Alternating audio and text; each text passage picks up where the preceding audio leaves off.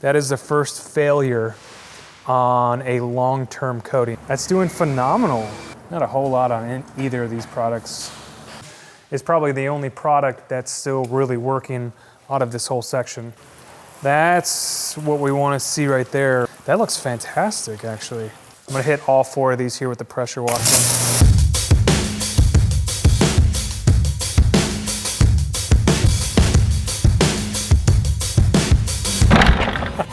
I hit the buckets. I wait for someone to save. I want to tell you something new. All right, it's been 3 months. We've done 6 washes. It's time to check up on how our 26 products are doing on the Lexus. It's been pretty salty. The roads have been terrible for the last month in Chicago, so I'm super excited to see how everything's holding up.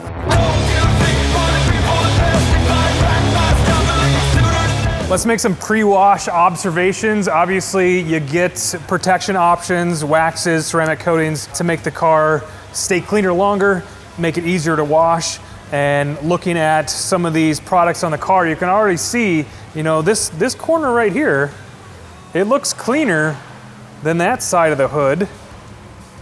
And that's the big difference there. This is the Adams Graphene spray coating, and that's our F11 that we already determined sucks. Over on the other side here, these are all of our spray coatings here. Not much of a difference on that door. It looks pretty much the same. Here you can see a little bit of a difference from the front of the door to the back of the door. That's our ceramic slam, still keeping it clean. All the way to the back, it's hard to notice anything back here. It all just looks dirty. Onto the ceramic coating side, so this is interesting too. You can see this panel here. It definitely sticks out. It looks cleaner than both of these panels. And you can kind of see, it almost looks like you can see the water beating a little bit, like it's actually pushing away the salt and the water and the mud and the dirt and everything else that's on the roads. Really nice. You can see the tape lines on both of these sides, so obviously there's no protection where that tape line was. You can see the difference on both those sides, and then on the front door you can see the same thing. You can see that tape line there. Let's get washing.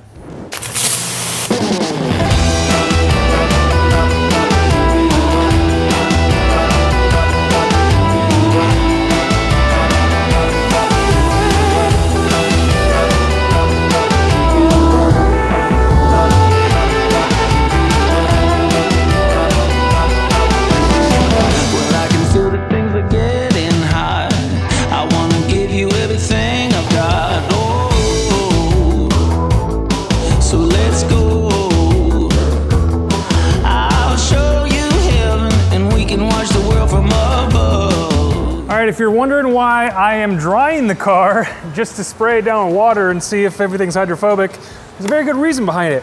So some friends of mine who are a lot smarter than me told me all about surfactants. And inside car wash soaps, they have surfactants that actually can remain on the paint if you don't dry down your car. Think of it as like if you put oil on your hood and you just rinsed it off. You're gonna have a layer that's gonna be greasy and silky on there that you'd have to remove or wipe off. So think of a soap the same way. I don't know the science behind it, but I was told to dry it off and then do the test. So that's what I'm doing. So it's all dried off. Let's start spraying it down with our pressure washer and our hose and see what we have going on.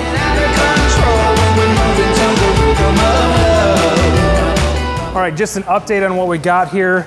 Number one, this is Adams Graphene spray. F11 top coat, AM Quick Detailer Plus, and G-Technic C2 V3. So this is after 3 months, 6 washes.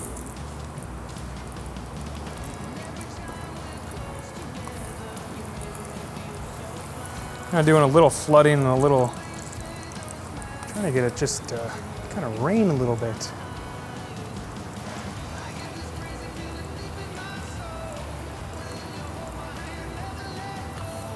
All right, for the most part, we have 3 coatings that are still kind of working.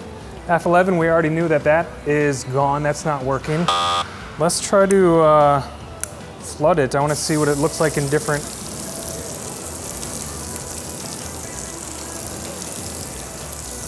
Try to flood that C2 up there. Okay, you can see it's sheeting. It's sheeting real slow.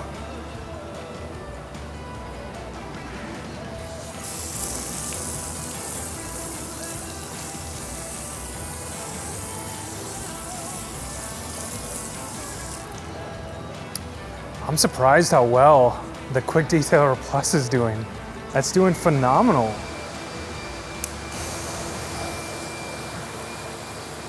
There's a light rain. Let's just hold it up like it's raining outside. There you go. I almost want to say that that AM Quick Detailer is doing better than the C2. Doesn't it? It looks like it's doing a little better. Let's see what the pressure washer looks like.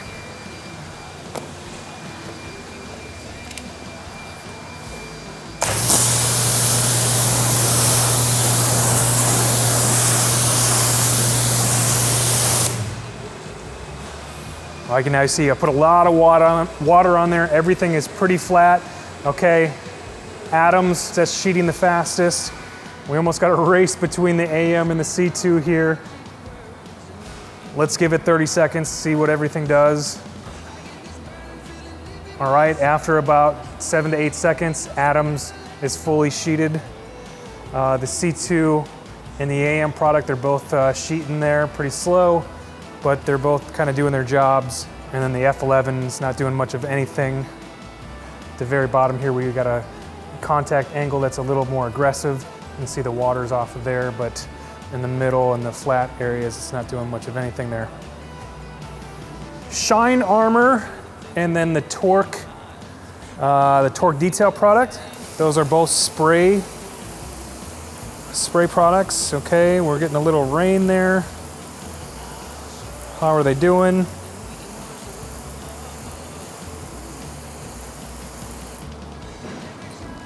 Pretty flat right here. You got a section over here that's a little different, but it might just be because the way we're spraying the water. Looks like the Shine Armor is doing a little better than the torque detail. Let's try a different, let's do mist. Mist, not quite a mist. Let's shower, flat, jet, center.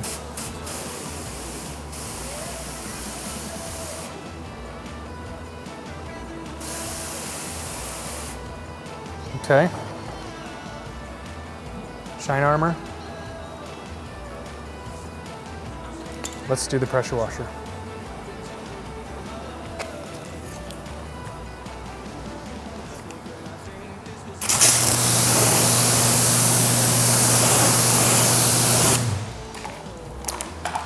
All right, you can see Shine Armor starting to pop through, and I think that made a huge difference actually drying the car after we washed it, getting those soap surfactants off, because you can see this was almost dead last time. And just drying the car, look how much better it's performing. And all we didn't do anything different, we just dried the car instead of just going straight into our hose and our pressure washer. Got some water in my glove. Moving on to the passenger side door. So we have Tech 582. This was Modesta 2 Blast, so M2 Blast and the Tech 582. A little note about the M2 Blast, it is not meant to be a stand-alone product. So I talked to John Purdue and he gave me some information on it, and he's actually coming down. We're gonna be doing some more videos on Modesta maintenance products and the Enso products that I'm super excited to do. But as far as M2 is concerned, you shouldn't be using it as a standalone product. It is meant to be a maintenance product with the Modesta coatings.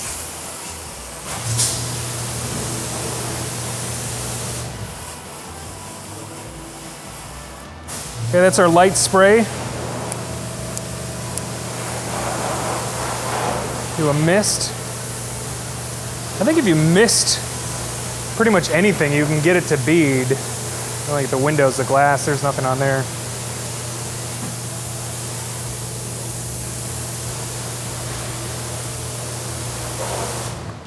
Let's shower. Get a little more water on there.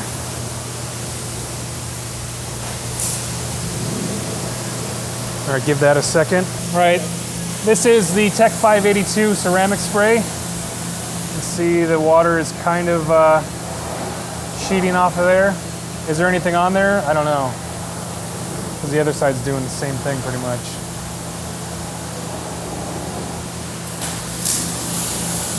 You know, when you spray it like this, you can't really see any hydrophobic properties at all. Next time I do this, maybe I'll keep just one panel where I don't put anything on it, so we know it's naked, it's bare, there's nothing on it. But as far as I'm seeing,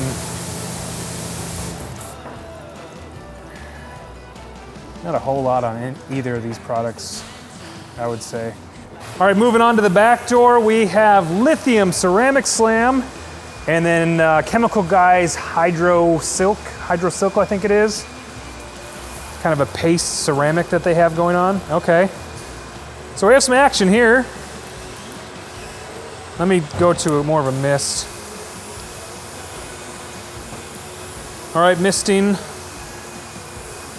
You can see the lithium ceramic slam is beating up real nice. Not much going on over at the Chemical Guys portion of it. Get a little more water onto there. Let's do our shower.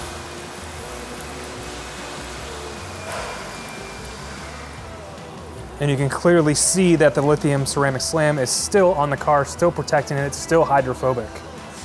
Very nice.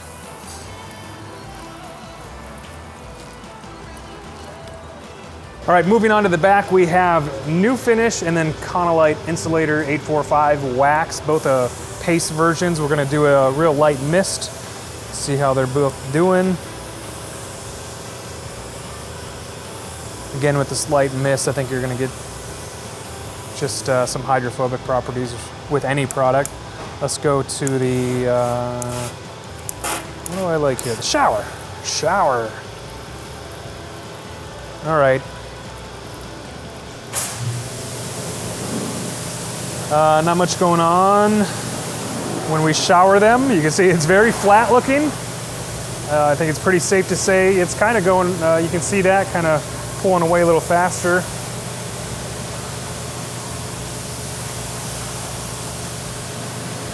But I think just because we're at the angle that we're at, you're gonna see it, you're gonna see both the water running down the panel. Doesn't necessarily mean that there's any protection there. I think you'd see a lot more hydrophobic properties to that if there was actually still something left on the car. Kind of like the lithium here.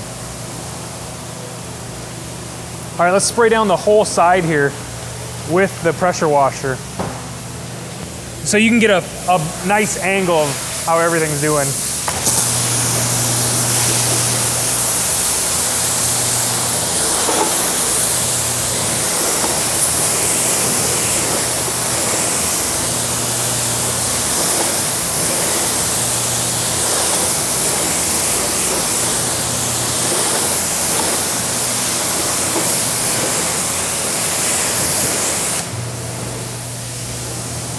There you go. There's a lot of flat paint except for the lithium. I think it's pretty safe to say that the lithium is probably the only product that's still really working out of this whole section. Dr. Beasley's Z1 and the roof has Uno Protect. We've talked about these a couple of times. I'm gonna do a whole nother test, but let's just go ahead with it so you can see how they're doing. We're gonna mist.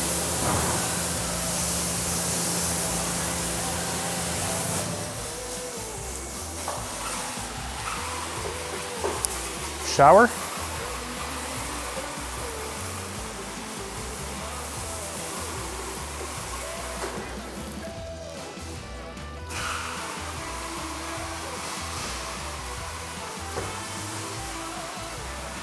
Again, not much going on either of those, and those could be completely user error on my part. So I have another test that I'm going to do with those two products side by side together.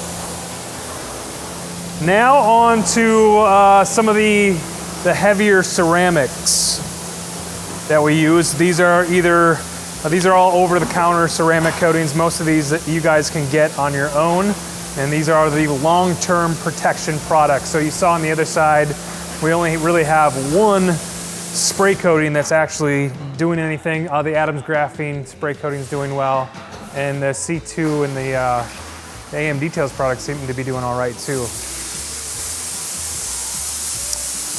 What do we have here? Let's go to mist. Forgot to mist it.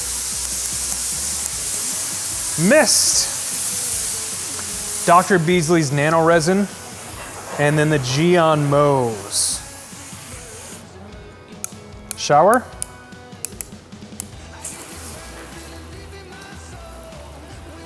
That's what we want to see right there. Shower, and it's still hydrophobic. That looks fantastic, actually. That looks really good. Look at Dr. Beasley's nano resin.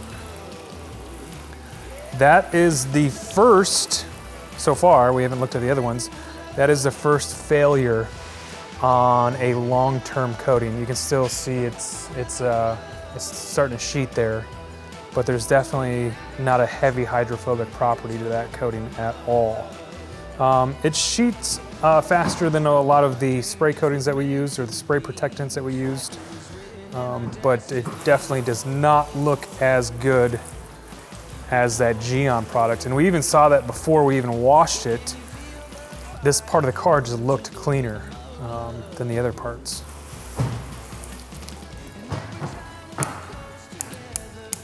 What do we have here? This is the Tech 580. This was the cheapest product. It looked very, very, very good the last time we washed it. Very hydrophobic. And then the Ammo Reflex. Let's just mist both of them.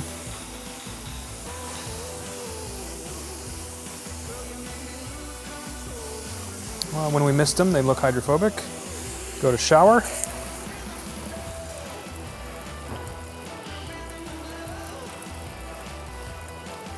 All right.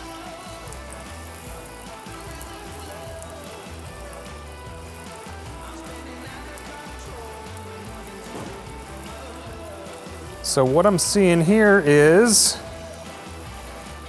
the Tech 582, it seems to be sticking a little more than it was last time. You can see it's not flooding or sheeting as well as it was. It's still there, obviously, we can see that. Not as hydrophobic as it was last time though. That lost a lot of hydrophobic properties because that was almost the best looking. If you remember when we did the 1 month test, that was probably the best looking ceramic coating of them all. The Ammo Reflex still looks very strong. You can see a little bit of a sheeting there. You know, it's not the most hydrophobic product that I've seen, but it's definitely sheeting really nice. Again, we'll flood these with the pressure washer too. Let's do these 4 products with the pressure washer just to flood them with a lot of water. Let's see how they look.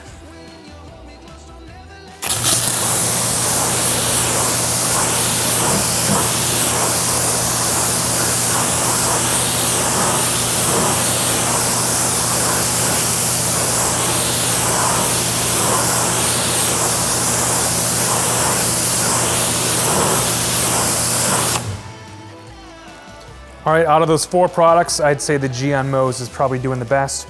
Right behind it is the Ammo Reflex, and then the Tech 580. It's losing its properties already, and then the Dr. Beasley's Nano Resin is not looking very good at all. CSL, Crystal Serum Light by G-Technic, UK 3.0 from CarPro. We'll go to our mist setting and see that.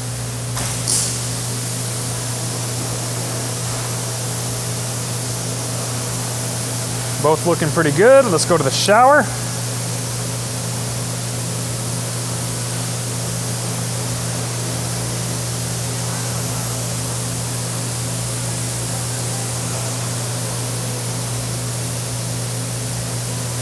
So I didn't put these together on purpose, but they look very similar, don't they?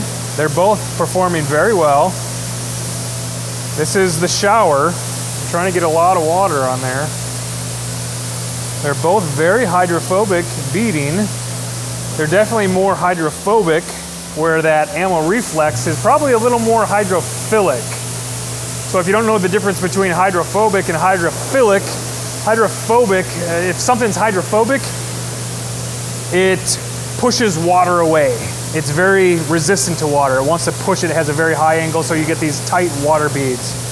Hydrophilic kind of attracts water, so that's why it sheets a little more. So it attracts water, and that's why it'll sheet. And it kind of, it's nice because if you have a hydrophilic coating, it doesn't tend to water spot as much as a really hydrophobic coating. I hope that I explained that well. And if I didn't, I'll just do a voiceover. Those look great. We'll hit them with the pressure washer after we look at these two. So the next two is this is the Glassparency graphene coating, Glassparency graphene coating, and then the Geon can coat here. Oh, let's mist them. Mist.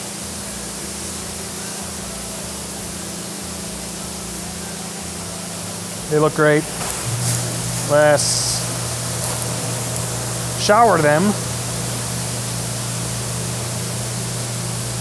Yeah, they both look great. Maybe towards the bottom, the graphene coating's just, that's it to be expected though. You know, that's where most of the salt and all the grime are, that's where that hangs out. So it's flooding down there just a little bit or sheeting just a little bit. Where the top, very hydrophobic still. Same with the can coat, doing very well. All right, let's hit them with the pressure washer. I'm gonna hit all four of these here with the pressure washer.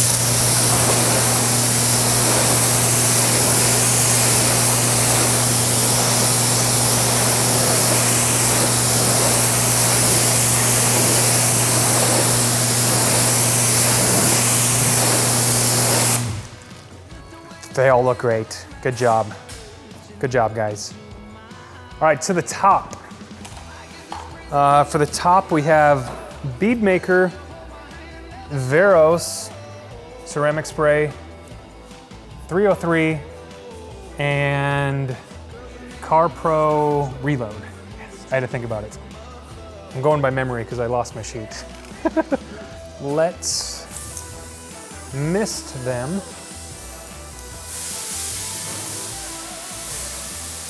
Maybe the mist doesn't really do anything. They all look hydrophobic. Let's shower it. Right to the shower. There we go. What's working? What's not working?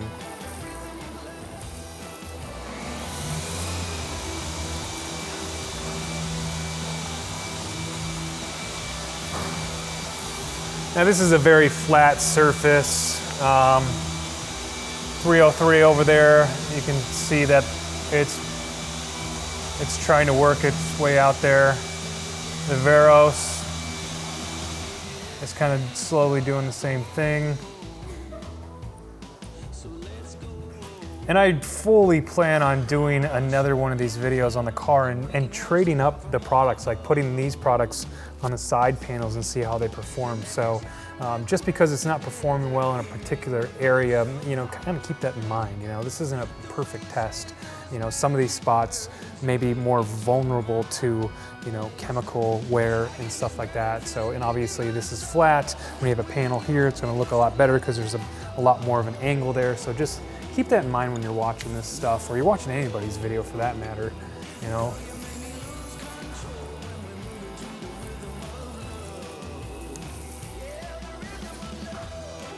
All right. I think normally if this was sitting outside and it was raining and it got completely wet, you've seen cars out there where they have no beading at all. It looks absolutely flat. I think all of these products are trying to work. I'd say the bead maker is not doing a whole lot. There's not a whole lot there. Out of all of these products, obviously the 303 is performing a little better. You can see the square that I actually put the product on. You know, the Veros is trying to work in sections there. So is the bead maker a little bit, and so is the Reload. But for the most part, I'd say these three products are pretty close to being done, where the 303 is still working. It's definitely flatter though, you can see that. flat, sheeting out a little bit.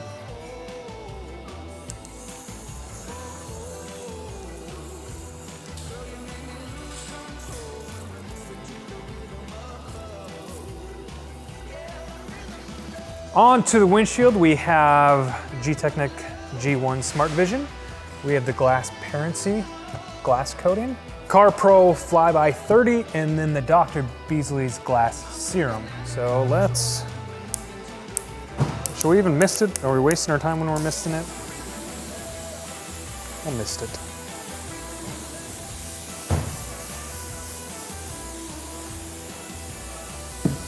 And then we'll shower it.